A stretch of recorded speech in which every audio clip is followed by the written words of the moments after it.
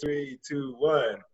Welcome to the Enlightrepreneurs podcast. I'm Justin Minott. I'm here with my business partner, Dave Gold. Yo. And today we are joined by Zach and Steve from Ava Labs. Zach, how you doing? Give a wave. Okay, I want everyone to know who Zach is. Okay. Me. All right. And then Steve. Good. That's Steve. So now you know when we're talking to Zach and Steve. So, Steve. Yep. What's your story? How did you get started on this? And then maybe volley it over to Zach and how you two came together. Sure thing. So let's see. I guess it all started. I grew up in Albuquerque, New Mexico, and I originally intended to study engineering, so came to NC State, and that's what I wanted to do. So went through my degree. You draw to engineering. Like, why engineering? I've always been a tinkerer. Loved cars when I grew up. I would always be that kid who was taking apart the stereo in the basement, and my dad would come down like, "What are you doing, kid?" So that was me, and I was just always fascinated by moving parts and mechanical things. So that's what I chose to do. So makes a lot of sense. Yeah. And I think it was one of those things where as you progress and as you start to do internships and get experience, I started to realize that what I wanted out of engineering was not necessarily what an actual engineering job was, which started to open my eyes to other things. What did you want? The creativity piece and what was your desire there? I think the biggest thing for me is I really enjoy work environments where I can actually do something that has a tangible impact that I can see. And what I was finding that a lot of these times, you're just a jockey in a huge team that's working on a project where you don't even know or get a chance to call shots on it. And I think that's a factor of the size companies that I was working at more so than just being an engineer. But I really did not thrive in that environment. I did not like it. And so that's why I started to think about doing work or putting my effort towards something I actually could have a very marked impact on, which is what drew me to entrepreneurship. That's awesome. All right. And then Zach, how did you two get linked up and then what are you doing? Yeah, sure. So me and Steve actually met in our freshman year dorm. We were like 3 rooms apart actually. So we actually, as a friend group, we met then, decided to all stay in the dorm for a second year. Everybody moved onto the same hall, so it was awesome for the time being. That's cool. And then Steve managed to convince me to do an internship in his hometown all the way out in Albuquerque. I will still never forgive him for that. I'm never going to Albuquerque, New Mexico again. It was horrible. The internship was interesting. We both worked in like a nuclear weapons engineering department for the government. Okay. Done with that was Pretty wild. That was the lesson that taught us that we couldn't survive red tape bureaucracy for sure. You went as red tapey as you possibly could. Absolutely. There'd be weeks when you're sitting there with nothing to do because you're waiting on somebody to sign something. I did that a lot. It got driven nuts. And you basically drive into a base with AK-47s everywhere and all kinds of stuff. Wow. So that was pretty crazy. Wild times. And so from there, we kind of like over those like 4 or 5 years of college grown close. And then that's when Steve approached me to start working on Ava Labs with him and to actually found it and get things rolling. It was senior year of college. Yeah. All right, so tell us about the business that you guys got in, because when you first told us what you did, I looked at Justin and said, I think these guys are making this up. It's just too good. You're living your dream life here. Yeah, right. And I firmly believe you never let the truth get in the way of a good story. It actually is a good story. So tell us the truth of your great story. It's a fun one. So let's see. It all got started after Zach and I met. We originally started off in the cold brew coffee space. So we intended to make a device that would make cold brew faster. Takes like a day or so. And so we thought if we could figure out a way to do it in 30 seconds and basically make a coffee machine for coffee shops that there'd be interest in it. Turns out the market wasn't all that great. But we met some guys over at Top of the Hill Distillery, and they were really intrigued by what we were working on. And so that's kind of where part of the idea came from to move into the liquor space, which we're now in.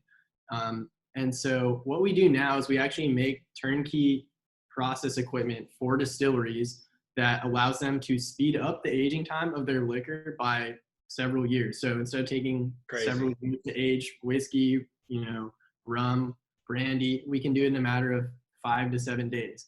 So we make equipment that we actually place in these different distilleries, and they can use it just the same way they would as a barrel, but it works a lot faster. It has a lot more options, a lot more creativity, and that's really the basis of what we've created. That is so beautiful. So, like, what's the response been so far? How long have you been in business now? It's been about 3 years now. Okay. It's been interesting. I mean, it's such a traditional market. It's such a romantic, creative process. So you definitely have people on both sides of the fence. There are some that are really innovators and tinkerers, and those guys are always interested. There's a pretty significant amount of them. But then you also encounter those people who are like, oh, hell no, I'm not going to touch this. Like, this is just voodoo. Right. It's interesting. I swear that we could literally get a bottle from one of these customers, from some of these distillers, return the exact identical bottle and just say, we made it in 5 days. And they'd still be like, no. It's just not the same. Even if you turned around and handed them the same bottle, it wouldn't matter. Steve, I like how you said that it's voodoo. I think that's a really good way to put it, because I was telling you guys, I got the opportunity to work on a vineyard in Southern California, and just learning that the industry is it has a religious flair to it, in the sense that, like, people would get mad that we were not using wooden corks, or even considering not using a wooden cork or anything like that. There's this real nostalgia and deep dogma to it, really, to the industry. So that's really interesting. Sacred rituals. They really are, because it's a ritualistic business, and science and rituals don't always go hand in hand. So who has proven to be most receptive to your ingenuity? Ooh, that is a hard one. That's a rough question. I think it's been kind of two different groups. So we do a lot of work in the craft distilling space, and one of our core missions, and one of the reasons why we really are passionate about this project and what we're doing, is we want to bring more creativity to the distilling industry. So when you look at craft beer, you have all these crazy types of products, right? Every craft brewery is releasing weekly, seasonally, and it's just wild stuff. You don't see that here in this market. And part of it is due to the legislative environment. Part of it is due to restrictions and inefficiencies on the production side. So that's one of those things we're trying to solve. And we work with a lot of craft distillers to make cool and unique products. So that's been a channel that's been resonating quite well with us so far. Do you have any additional comments on that, Zach? No, not particularly, but I will stand on my soapbox for a minute and just say that kind of what I believe is that bourbon is at this point super overplayed. I love that there's a community that's around it. That's awesome. But what we've started seeing is there's now 2,000 plus craft distilleries. Everybody makes a bourbon, and almost all of them are nearly identical. Right. So what you're seeing is you basically lose out on what craft is supposed to be. It's supposed to be uniqueness and like creativity and all these things, but instead it's a hunt to make the same damn product. Right. Everybody's trying to.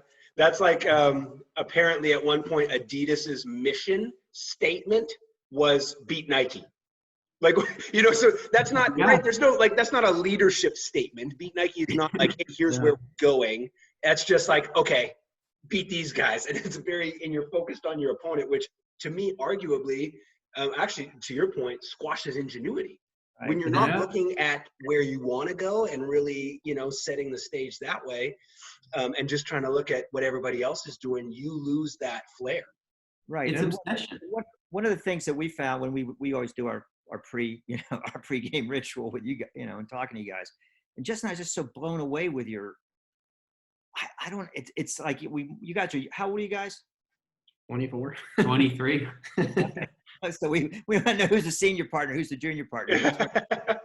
Senior partner. You're the gray beard. But the fact that you guys are cracking it, you're cracking an industry, right?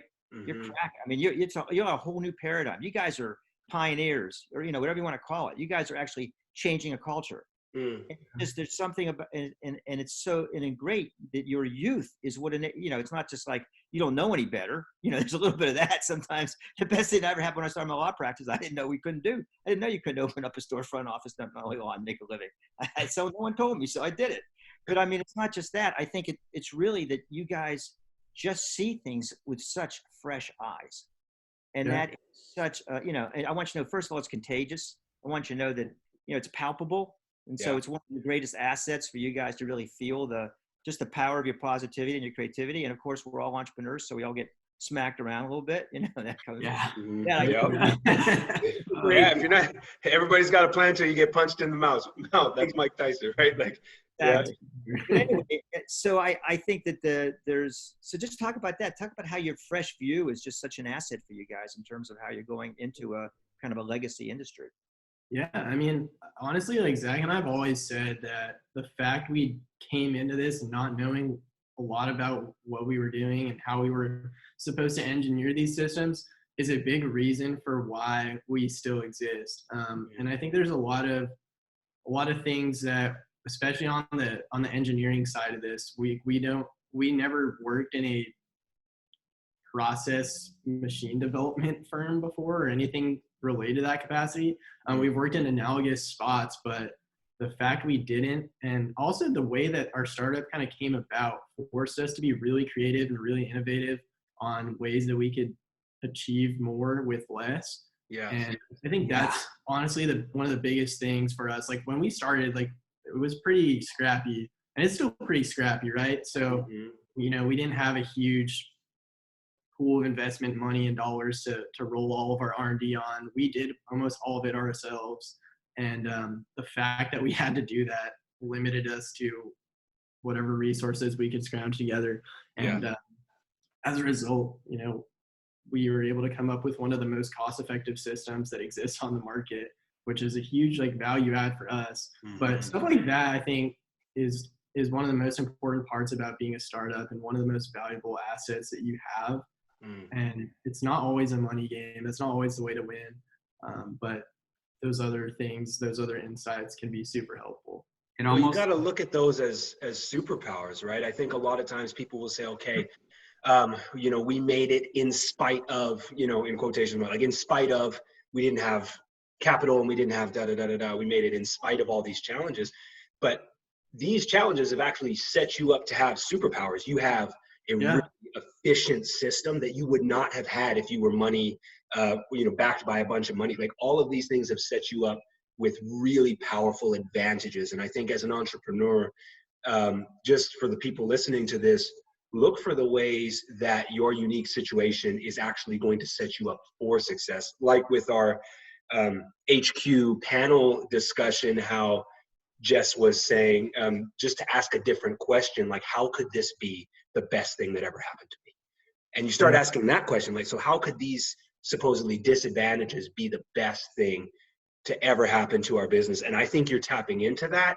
And I would encourage you just not to lose that. Like stay nimble, stay scrappy, and stay, irreverent. You have a healthy irreverence to the religion of the liquor industry, and that's going to be your advantage. Yeah, I believe so. You guys are turning over the tables of moneylenders in the temple. I don't know if you guys. Right. Oh yeah. There's another one. You guys don't know the new tell. You guys you're just cracking up. You're cracking it. So what gives you guys the hubris to do this? Is it ignorance? I don't know, but it kind of feels like it. It kind of feels like it was definitely ignorance. I'll tell you, because this is all of us right now. If this moment isn't shaking our confidence, then we're asleep. Right. It doesn't mean that we're not unflaggably optimistic. But so where do you guys feel? Because you radiate it. Where do you guys feel that confidence? Where in your body? How does it come to you? Wow, I guess I kind of take it for granted, but the one thing that I think builds it right now, at least, and why we feel so confident is kind of going back to what David said, that, you guys are making this shit up. Trust me.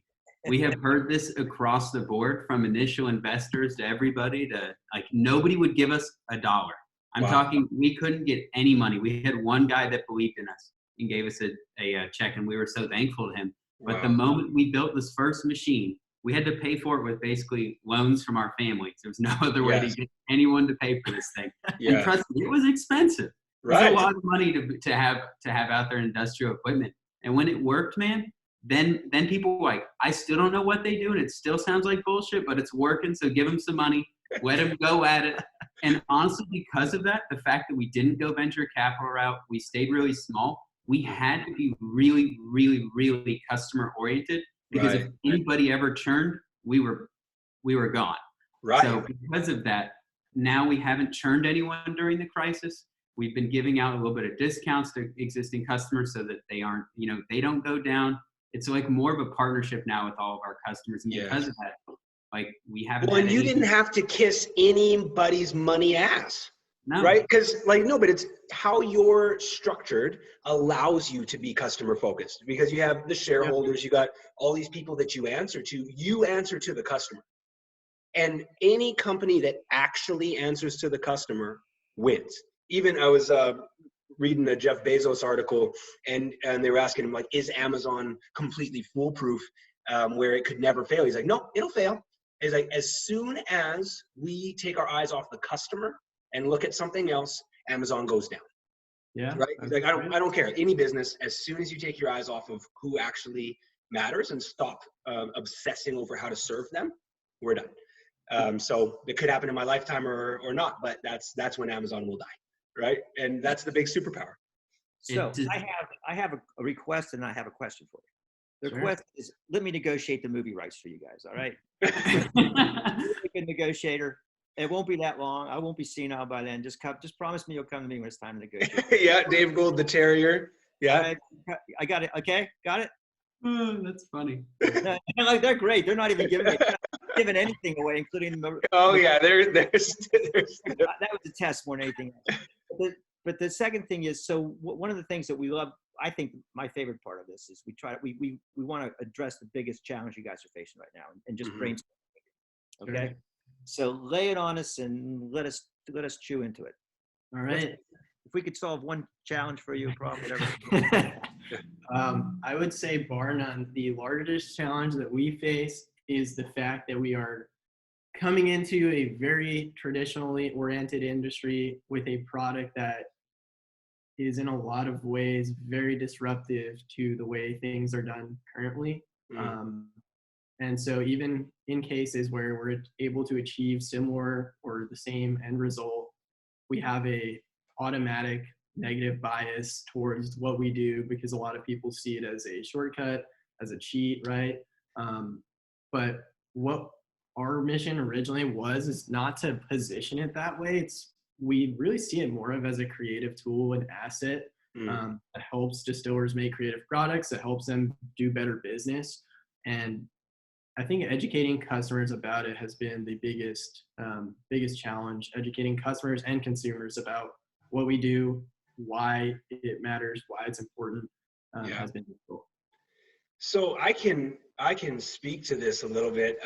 I started in the coffee industry maybe 10 years ago, and it was on the front end of some of the direct trade movements.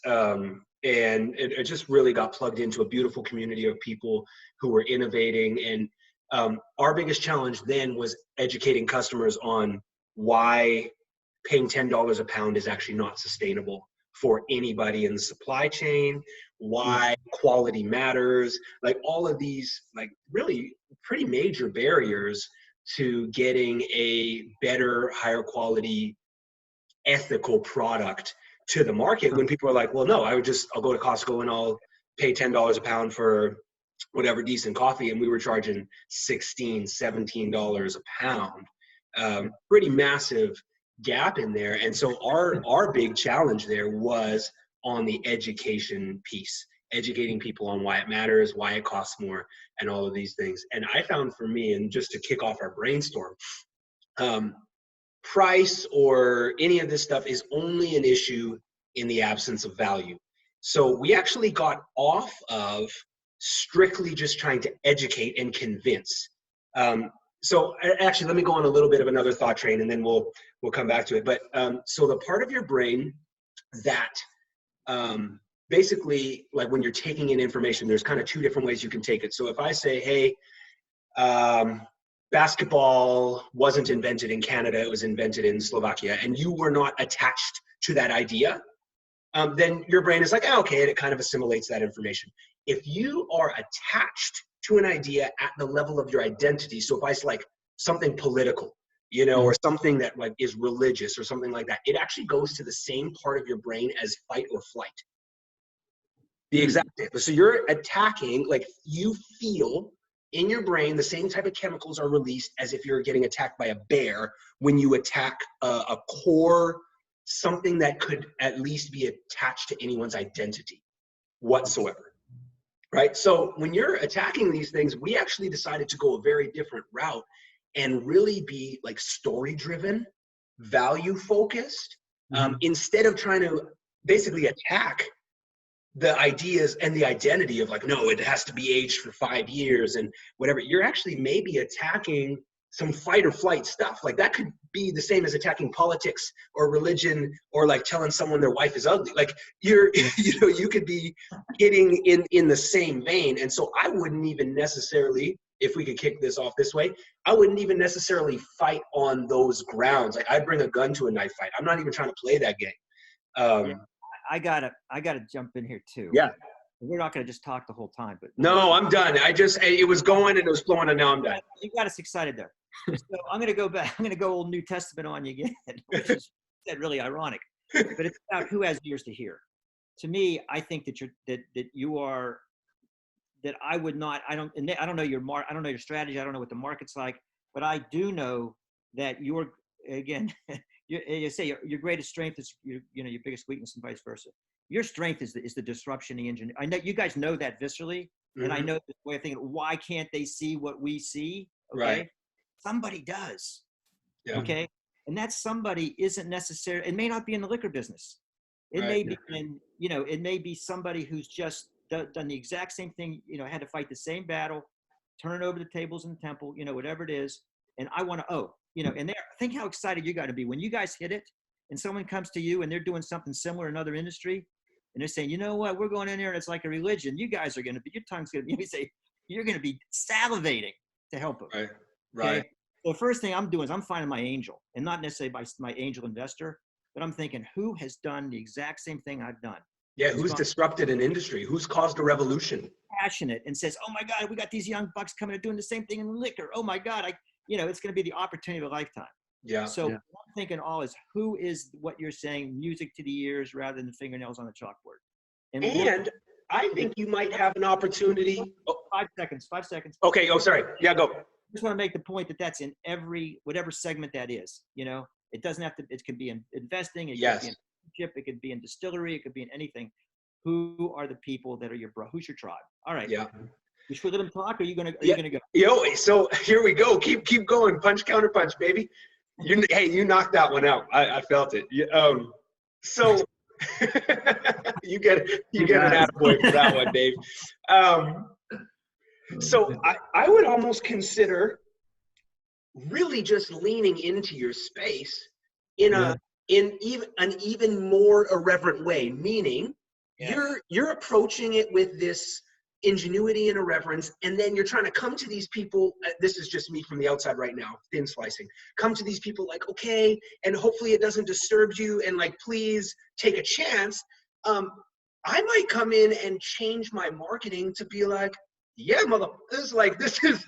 this is what we're doing. And so, like, for example, Misfits Market. It's ugly vegetables. They buy these vegetables really cheap because they're not supermarket pretty. They market the shit out of the ugliness of their vegetables. Like their tagline on their box is always delicious, sometimes normal. Like they really lean into that space and own it. And anyway, all of their marketing is around like, okay, well, she's not pretty, but like it's so awesome the way that they lean into that space. They're not apologizing for their ugly vegetables, right? They're actually telling you, no, this is the feature, and the uglier the better. If you get an ugly vegetable, send us a picture of how ugly this vegetable is. Like we want to feature, right? Like we want to feature these vegetables. you can lean into this space and really own and make your messaging and your marketing with that, like that humble, irreverent tone, like almost bordering on cocky, you know, like in that, like, no, we're unapologetically us. And if you don't get it, so, okay, another short example, and then I'll pass it over. Durham, the city of Durham, it's different, it's weird, it's awesome. And like there are slogans like "Keep Durham Weird" or "Durham, it's not for everybody," you know, and that literally attracts a certain type of person like me, right? Who, because of stuff like that, and because Durham is what it is, I want to be here. Yeah. I want to be here. And I chose Durham over every other city in the triangle because it's like, Durham, it's not for everybody. And that's true. That's very true. What you're doing is not for everybody. Be like, bye, the rest of you, if you don't get like that type of marketing. Yeah. Yeah. And some interesting things that have already totally proven that. And this is a great story, is one of those guys that we were talking to once, we actually brought a sample to a distiller, and we're sitting in a coffee shop, right? Just talking, trying to plan out, hey, like, what's a good strategy to continue X, Y, and Z? What's your feedback on the sample we brought? This grown man, we're talking over 40s, probably mid 50s, started yelling at us in a coffee shop. We're sitting 2 feet away, Pretty wild. And we didn't even say anything to start. We just handed him the sample, and he just starts shouting. Wow. Like, we're getting berated in a coffee shop. I know that if I open my mouth, I'm going to lose it. So I have to let Steven talk Right. because I'm just super pissed. And it just goes to show you, like, how sometimes that like dogma, et cetera, around it. There are some people, I don't care what we do, we can't bother apologizing because they're just going to be pissed. Right. They're just not happy. Yeah. And what we've seen is when it starts, when we work with some of these distilleries, if they start asking a bunch of questions and they're uncomfortable with it, the answer is they're not into it. Right. We've tried 100 ways to, like, you know, go try like massaging the solution. It doesn't work. But that's what I'm saying. I would dare you to go to the other side of the spectrum and be unapologetic. Like, we're not finessing, we're not massaging. Go in unapologetic. You want, like, look, hey, okay, this is not for you. And the people that do partner with you, like, again, Durham, it's not for everybody. Like, this is what it is, and this is Durham. You don't like it? All right. You know? Yeah, Dave? I think that's a good idea, honestly. No, I think it's really an opportunity. I see it's just, I hate to say, it's a branding. This is really truly a classic branding. I think one thing, you guys are the brand. Yeah. And I think part of it, because your story, so, you know, we can see it, we're objective. You guys are on the inside. You don't know who the hell you are and how people, you know, you're turning yourself a million ways to think how people might be seeing you. You guys are the brand. And I think there's a point too, and we'll talk more about this later. And I don't want everyone to think that if people come see us, they won't get a word in edgewise. You just have to, you shove waters, and us sharks are just, you know, we're really, yeah. I love this stuff. I'm not afraid of a mess. No, we love messes. We don't eat. But anyway, it's that, hey, we don't work with everybody. This is true. I don't It's want exclusive. screaming at me in a coffee shop. We didn't start this company. We go back to New Mexico and work in a goddamn nuclear lab if we want to do that. You're not wrong. Right? We did this because we want to be us, and we have us, and we want to work with other us's, and this is who we are. Are you one of us? I mean, I really think there's a way to reposition, and I got all other ideas. But anyway. No, but that's true. What you're forming is a tribe, right? And naturally, the more yourselves you are, that made sense. The more yourselves you are, the less of your tribe is actually going to be attracted to you, which is actually a damn good thing in the long term. In the short term, it might feel shitty, right? Because you're getting maybe a lot more no's than yeses, but eventually your vibe attracts your tribe, right? Like, you start pulling in the people who you actually like, who you want to work with, who are innovating and pushing boundaries and trying really fun things. Nope, got a motorcycle out here. Yeah, and so I think leaning into that space, it might feel way more risky on the short term, because you're actually turning off a lot of people, and you're going to get more hate mail, like in coffee shops, right? Like, you're going to get more of that by being overtly yourself. But the cost to not doing that is way higher, and it's just worth it. Authenticity is worth the price on the back end, because then you'll find yourself a year, 2, 5, 10 from now, surrounded by loving people who are on the mission with you. It's worth it, even though it sucks in the short term. How much better does this feel being with Dave and Justin than being with that guy in a coffee shop? Oh yeah, it's infinite. Right, just a world of these guys. And I got to be the adult here, because we can't pretend that we're only going to go 15 minutes on these things. Oh, I know, we're not. We actually have something scheduled here, so I do have to be the grown up. 2 things, maybe 3. Oh, here, let me pause the record. Oh yeah, go ahead. Yeah, bring us home. Land the plane. I'll land it. One is time of disruption. What a better time to disrupt the industry than a time when the whole damn world's disrupted. So there's a window of opportunity. When we get off this, we're going to talk to you about how we're going to get as many, the Great Escape, the movie Great Escape, get as many people at that tunnel before the Germans discover it. We want to get much out of here before we can. 2, tell us about the great work you guys are doing with the masks too. I don't want that to go unnoticed. Oh yeah. Yeah, absolutely. You want to take it away on this one? Yeah, sure thing. So we actually got approached by a friend who runs another startup in town, Clario. And what he said was, hey guys, some of these local hospitals are having trouble finding PPE, face masks, face shields, and they're basically running out and they only have a couple days left. I know you guys have a 3D printer. Would you be interested in helping us out with the project? And we said, sure. And that we would actually help find other makers in the area, other startups. And so I think we got around almost 10, 12 startups that had different makers, and Bandwidth's been a huge contributor. They've got like 10 makers there alone. And we started 3D printing face masks and other parts just to try and give back to the community. I mean, when you're making wicker faster, you got to do something to get your karma points back up, right? You want to get a net on this one where you guys karmic print, but you want to get you a 0 karmic carbon. Right. We're trying to get back to neutral. I don't know if it's going to happen. So you guys are too.